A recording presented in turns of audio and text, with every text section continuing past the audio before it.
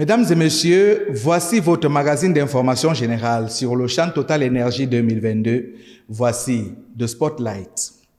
Au menu de cette édition, vous aurez bien sûr des nouvelles qui nous viennent des 4 stades qui abritent la compétition en Algérie, à savoir Oran, Constantine, Annaba et Alger. Mais vous aurez également la découverte de la basilique Notre-Dame d'Afrique qui attire en cette période de chant de nombreux visiteurs. C'est un îlot de christianisme au milieu de l'univers islamique d'Alger. Comment chrétiens et musulmans se côtoient dans cet univers de la foi?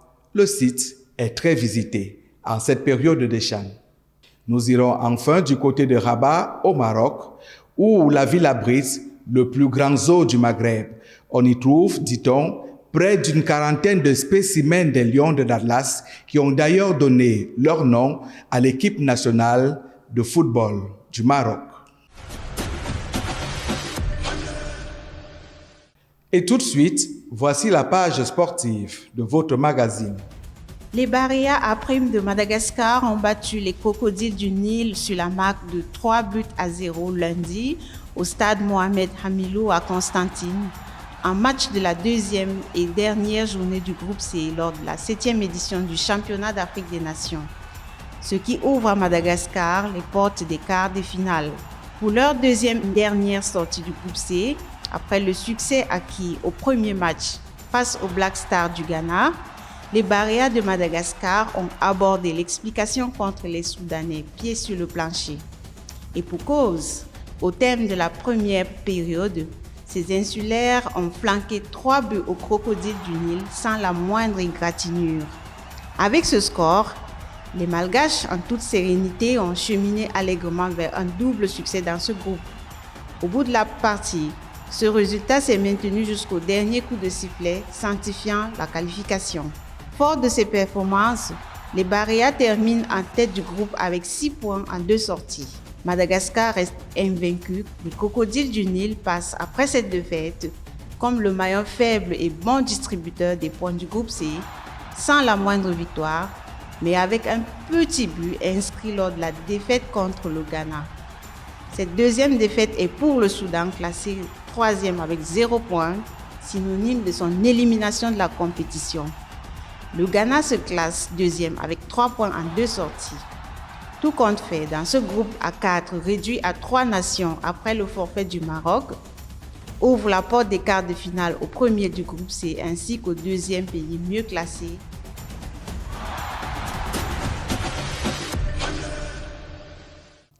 La basilique Notre-Dame d'Afrique se situe sur l'un des sommets les plus hauts d'Alger, dans la ville de Bologhine. Elle domine la mer sur près de 124 mètres d'altitude et offre une vue imprenable sur la capitale algérienne. L'Église catholique a su créer là-bas un véritable îlot d'histoire et de paix au milieu de l'islamisme ambiant. Elle attire, de par sa riche histoire et sa beauté, de nombreux visiteurs, étrangers et algériens s'y côtoient quotidiennement.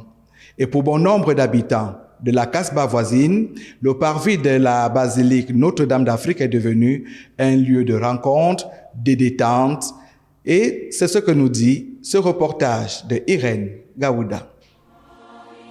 En 2022, la basilique Notre-Dame d'Afrique d'Alger a reçu un peu plus de 80 000 visiteurs. Cette basilique située au cœur de la capitale algérienne reçoit au quotidien un peu plus de 220 personnes. C'est un véritable bijou architectural qui fut construit en 1872 et qui, avec le temps, perpétue la religion chrétienne à travers le pays.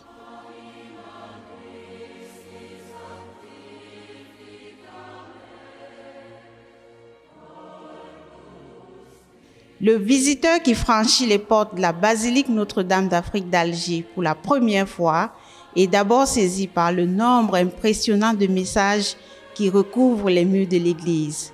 Le père José Maria Cantal Rivas explique l'origine de ces messages. Vous voyez, les murs sont remplis des remerciements des personnes qui sont venues prier, demander une faveur à Dieu, une guérison, la protection de l'être cher, le retour en santé d'un papa disparu, etc. Et ils ont voulu laisser sur les murs le souvenir que Dieu a écouté leurs prières. Alors c'est de manière spontanée, on pourrait dire que c'est un pacte qu'ils ont fait avec Dieu. Dieu soit miséricordieux avec moi, je laisserai une trace de ta miséricorde pour les autres. Logée dans la commune de Bologhine, à l'ouest d'Alger, la basilique Notre-Dame d'Afrique est située sur une falaise dominant la mer à plus de 120 mètres d'altitude. Sa situation géographique privilégiée et son architecture singulière font d'elle un véritable lieu de pèlerinage et de brassage interreligieux. C'est que pratiquement tous les chrétiens qui viennent sont heureux de découvrir un lieu beau, bien entretenu, priant, où la foi est célébrée. Et cela leur plaît énormément, qu'ils soient algériens ou étrangers. De même que les non-chrétiens sont heureux de découvrir ce beau monument qu'ils apprécient, surtout lorsqu'ils voient que ce n'est pas un musée, mais que ça reste un lieu de prière. Comme cette visiteuse, de nombreuses familles se rendent tous les jours vers ce lieu de prière. Mais qu'est-ce qui fait la particularité de cette basilique? C'est un lieu que je fréquentais depuis toute jeune même. En tant que musulmane, moi je pars du principe que ça fait partie des religions monothéistes. Donc découvrir, voir ce qu'il y a autour de nous, tout ce qui est les religions, etc. Ça reste quand même très très intéressant et c'est enrichissant pour nous en tant que musulmans vivant en Algérie. Et donc je suis venue aujourd'hui aussi parce que j'ai une maman qui est algéroise, qui a vécu toute sa vie à Alger mais qui n'est jamais venue. Donc, je lui ai proposé de venir et qui est clairement très, très contente. Chaque année, c'est un peu plus de 80 500 personnes qui convergent vers la basilique Notre-Dame d'Afrique d'Alger, soit une moyenne de 220 visites par jour. Depuis près de 2 décennies, Ladi Bendakra accueille, prodigue des conseils et donne des orientations aux étrangers qui fréquentent cette église. On essaie de faire voir que la religion chrétienne, elle est ancienne en Afrique et elle était avant le colonialisme parce que malheureusement, on a eu tendance à lier le colonialisme avec la religion et jusqu'à l'arrivée d'un grand monsieur, le cardinal Duval, et ensuite l'archevêque Monseigneur Tissier, qu'ils se sont distingués de cette chose pour dire que la religion, elle est humanitaire. Et les gens, ils sont très surpris quand ils viennent et ils trouvent qu'il y a des églises et qu'il y a des édifices religieux chrétiens millénaires du 3e, 4e siècle. Et nous, notre rôle, c'est de leur expliquer que la religion, elle existait avant la politique et elle existait avant les nations, les pays modernes. Bonaventure Bawa, laïc engagé venu de la République centrafricaine, est l'un des bénévoles qui encadre la valse de visiteurs. Avec l'organisation du championnat d'Afrique des Nations en Algérie, il fait constater que le nombre de visiteurs s'est considérablement accru. Il y a des délégations qui viennent. Nous avons reçu aussi la première dame de la CAF qui est venue visiter. On a eu certaines délégations qui sont venues aussi.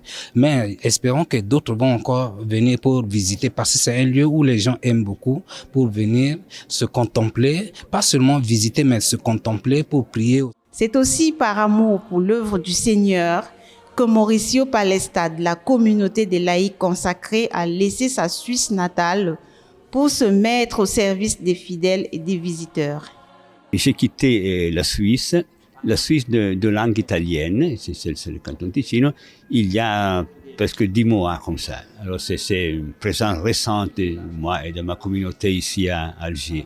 J'étais en Suisse pendant presque plus que 40 ans enseignant dans un lycée, puis j'étais à la retraite et quand il arrivait une demande de notre communauté, à partir de l'initiative de l'archevêque d'Alger qui nous demandait une présence de notre communauté ici, et j'ai dit au fond tout simplement oui. Construite entre 1858 et 1872, la basilique Notre-Dame d'Afrique d'Alger n'a pas perdu de sa superbe. Ce que vous voyez aujourd'hui, en 2023, est le résultat des 150 ans des piétés, des dévotions, des décorations successives. Par exemple, les ex-voto, les inscriptions sous les murs se sont ajoutées progressivement. La fresque centrale Elle a remplacé celle de 1937 qui était très endommagée. Et elle a été uniquement faite en 1993. Les 2 chapelles latérales, là où nous nous trouvons, par exemple, a été faite encore plus tard, 1998. Donc la basilique est un être vivant qui s'enrichit de la piété et de l'art de chaque époque. Malgré le nombre croissant de visiteurs, les responsables de la basilique souhaitent que les uns et les autres gardent d'elle l'expression d'un lieu de communion et de partage entre différents peuples.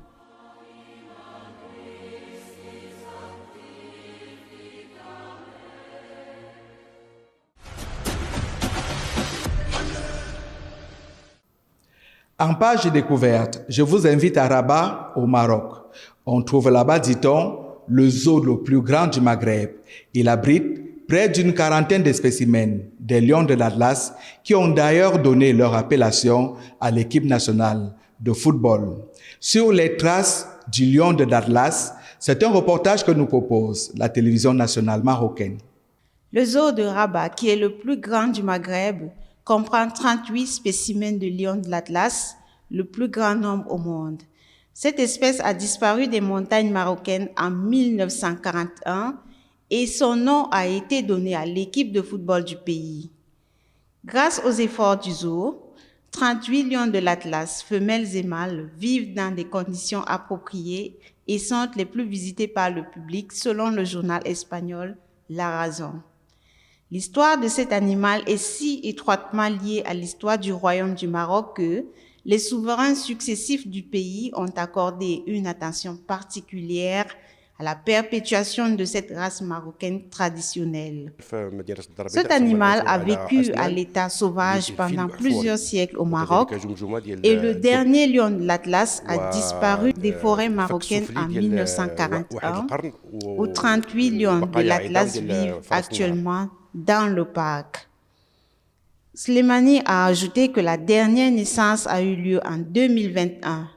La noblesse et la force du Maroc sont à la hauteur du lion de l'Atlas, a déclaré Slimani, soulignant que la préservation de cette race est l'une de nos propriétés. Et en conclusion, au Qatar, lors de la Coupe du Monde, les lions de l'Atlas ont montré toute leur force, inspirée par la force de leur pays et la grandeur de cet animal. Et c'est ici que prend fin votre émission de The Spotlight. Mesdames et messieurs, merci d'avoir été des nôtres. Retrouvons-nous très prochainement pour un autre programme. En attendant, je vous invite à nous suivre sur nos plateformes numériques EUB Vision, TikTok, Facebook, Instagram et Twitter. Merci une fois de plus d'avoir été des nôtres.